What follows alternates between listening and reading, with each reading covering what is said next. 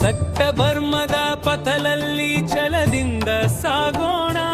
ವೈಷ್ಣವ ಧರ್ಮವನ್ನು ಸದಾ ಸಂರಕ್ಷಿಸೋಣ. ವಾದಿರಾಜ ಗುರು ಪೀಠಕ್ಕಾಗಿ ಜೀವವೇ ಅರ್ಪಣೆ. ಇದೆ ನಮ್ಮ ಪಿತೃಗಳಿಗೆ ನಿಜವಾದ ವಂದನೆ.